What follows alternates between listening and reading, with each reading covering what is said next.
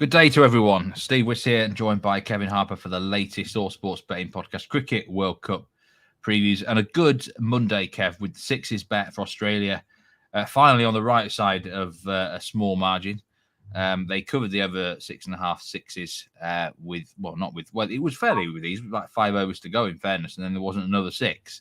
But a good 6-unit play there, Kev, to get us back on track. And to be Stoinis threatened at one point that he might go on to become a man of the match candidate, but unfortunately it just didn't quite happen. But nevertheless, you'll be happy with that. Yeah, whenever the biggest bet of the tournament wins, you've got to be happy with that. Like you say, Stoinis was in contention. If he could have gone and got 50, or if he could have got 2 or 3 wickets, but unfortunately he went off the field. So, one of those that got away. But, the main bet won. Decent profit on the day and something to build from. Exactly that. Right, so we're going to go to have a look at the weather forecast. We've got a doubleheader. Afghanistan against Sri Lanka is the first match, which we're doing in this video. And then the big one, England against New Zealand. Both from the GABBA in Brisbane. And this is the weather forecast for the next 24 hours, the next 48 hours indeed for Brisbane.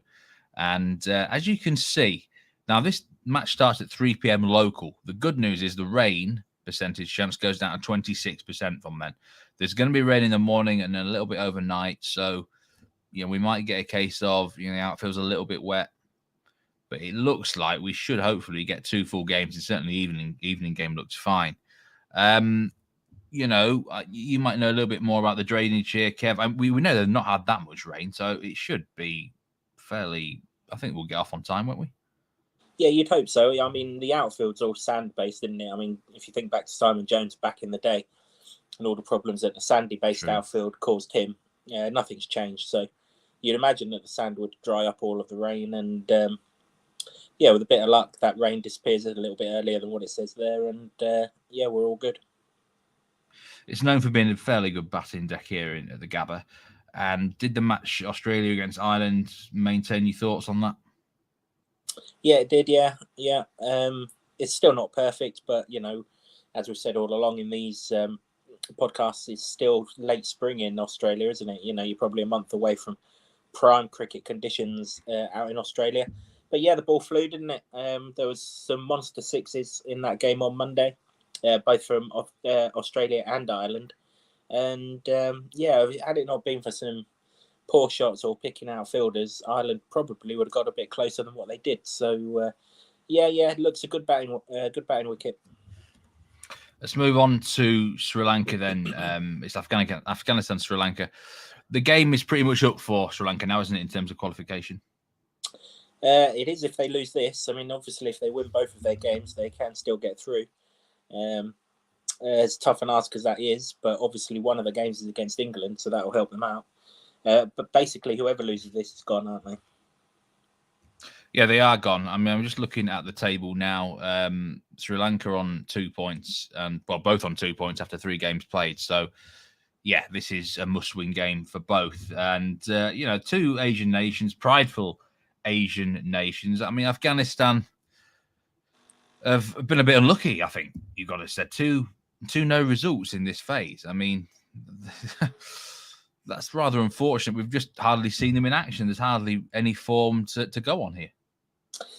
Yeah, if they go out of the competition here, they've every right to call themselves unlucky, aren't they?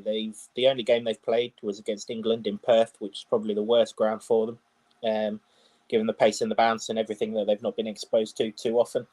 And then, of course, two washouts, one of which was against Ireland, which probably was the game they were looking at for a World Cup win. Didn't even get on the park, did they? I suppose you could sort of offer the flip side of that the other one was against New Zealand, who look pretty crack hot at the minute. So, what you gain on the swings, you lose on the roundabouts, etc. But, whenever a side works hard to qualify for this competition like they did, you want them to be able to showcase their skills, and they've just not had enough opportunity, have they? There's a chance here for them. They are the underdogs, 2.63. What do you make of these match outright prices, Kev? Yeah, if anything, I'd say Afghanistan are a touch big, but I mean, not massively in it. Interestingly, they played at the Asia Cup 2 months ago, and they shared the 2 games that they played there. Afghanistan absolutely walloped Sri Lanka in the first one. and then got pretty much absolutely walloped in the second one. So read into that what you will. Obviously, that was Asian conditions. These are Australian conditions. I think the thing is, if you're betting on Afghanistan here, you just want a bit of consistency from them, because you're not getting that from Sri Lanka. You're either getting bloody ridiculous or absolutely sublime, and there's no in between. So if you catch them in the absolutely ridiculous state, then you've got a chance. But if you get them in the sublime state, then you probably haven't got a chance. Yeah, and with Afghanistan, they're certainly consistent in terms of the matches keep being rain affected, and it could be the case here if that rain continues. So that would be rather unlucky for Afghanistan. Let's hope that we manage to get a full match in here, and we're going to go to some match bets now. Just 2 for the game. We've got a 3-unit selection here, under 33.5 match boundaries with William Hill. What is the thinking here, Kev? Thinking here is that the outfield's going to be wet or damp or soggy or heavy or whatever you want to call it. I think I heard the commentary team in the Australia-Ireland game saying that these 2 matches are going to be played on the same pitch, which probably makes sense because there isn't enough time to prepare another one anyway. So this is going to be overs 41-80 on this pitch. So already it's going to be starting to wear, so it's going to get a little harder to bat on. And I think the bowling attacks are going better than the batting lineups, aren't they? Certainly with Sri Lanka. I mean, if the openers don't score, no one else has really scored for Sri Lanka. And obviously with Afghanistan, we don't really know how their batting's going because they've only had 1 innings in Perth, and obviously those conditions never suited them at all. The other thing to consider is the Afghanistan bowling attack's got Rashid Khan, it's got Majib, it's got Nabi. And those seamers against England actually looked really, really good. So you can see Afghanistan's bowlers causing Sri Lanka all sorts of problems. And then the third thing to factor into the game is it's effective knockout cricket. You lose, you're going home. So there's the pressure of that. There's very much a Bangladesh-Zimbabwe feel about this one for me, Steve. That weren't a particularly high-scoring game on this ground. And I'm not convinced this one will be either. There was a very, very, very big square boundary in that game between Australia and Ireland, wasn't there? There's an awful lot of wides in the game because bowlers were trying to make batsmen hit to that side of the ground. So if these 2 are successful at doing that, then there aren't going to be too many boundaries, particularly along the floor, should the outfield be heavy from what did look like a right old dollop of rain, didn't it? Yeah, and boundaries being 4s or 6s off the bat, of course, just to confirm that. I actually quite like the run out again in this game. I can't find a price on one at the minute, but I do think this has got all the makings of some. I mean, Sri Lanka, I said before, I think that they're an accident waiting to happen in terms of runouts. And the only thing is, I don't think either side are particularly good in the field. But you don't have to be brilliant sometimes if the batsman just commits suicide, do you? So I think you could look at, if you maybe early, just before the match kicks off or something, look for a run out in play or whatever, because it just feels like it could be a bit of a manic game to me. One other bet for the game is top batsman market. We're going with Karuna Ratner again. Give him another chance here, Kev. God, he was frustrating the other day. What an opportunity he had for us, but he didn't deliver. He came in at the right time. Shamika Karuna Ratner, top Sri Lankan batsman. I've not actually put the price in there, but it is as big as 35-1, I do believe. Yep, same price as the other day, even though we walked out the other day with a top score of 4 on the board when he walked out. He got pushed up to 6, didn't he, in that game? It might be that he goes back down to 7 or 8 here, but the reason why I like him, again, Steve, is because at the Asia Cup, he scored 31 not out against Afghanistan. It wasn't a top scoring effort. One of the openers got 37. But it goes to show how close he was in Asian conditions, which you'd have thought Sri Lanka's batters would have been okay in, as opposed to here where they've been very, very hit and miss, haven't they?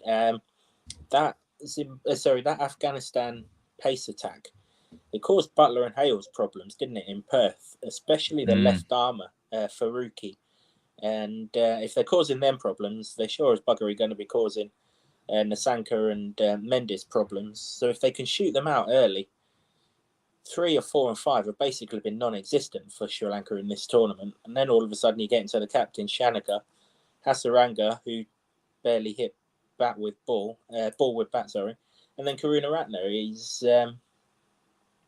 He's a big price, isn't he? Yeah, I mean, the opportunity was there last time. He just didn't take it. Maybe this time he will take it. Who knows? But it's a massive price for someone, And I who guess potentially because comes they in. pushed him up the order in the last game, Steve, if this is a shortened match, you've got to think they've set the precedent to shove him up the order again. Yeah, maybe. They obviously must have liked something about him. And, it was the sort of game he probably shouldn't lose his place in the order because no one got anything, did they? So it's just one of those where, we're just striking for a bit of value here. 1 unit, 33-1 on a batsman who might well get a good opportunity. I was very tempted to take the under 290.5 match runs for this game. I don't think it'll be a high scoring game, to be honest, Kev. But that is quite a low line. Would only take, a couple of 150s and you're losing. So I've refrained here. It could be rain affected as well, of course, this game. So, but again, that might help this top batsman market for Sri Lanka. So quite a quick show, this one. 2 bets for the game, under 33.5 boundaries at William Hill, 5-6 for 3 units, and Chamika Karunaratne, top Sri Lankan batsman, 33-1 for a unit. And you reckon Afghanistan, what are you going to go with? Afghanistan win or Sri Lanka? It's hard to, I've been pretty keen on Sri Lanka's chances all the way through. If they play well, they win. That's the if, though, isn't it? If they play well. I'll change that. I'll change that. If they catch the balls that come to them, they'll win. If they don't, they won't.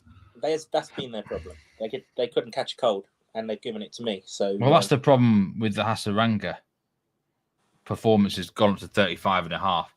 It doesn't really matter as long as it's below 40, really. But can you trust them to catch something off him? Not right now. The whole team has got terrible hands, butterfingers. So let's see how it goes. Good luck with those picks. We'll be back very soon again to preview England against New Zealand. Take care, everyone. Goodbye.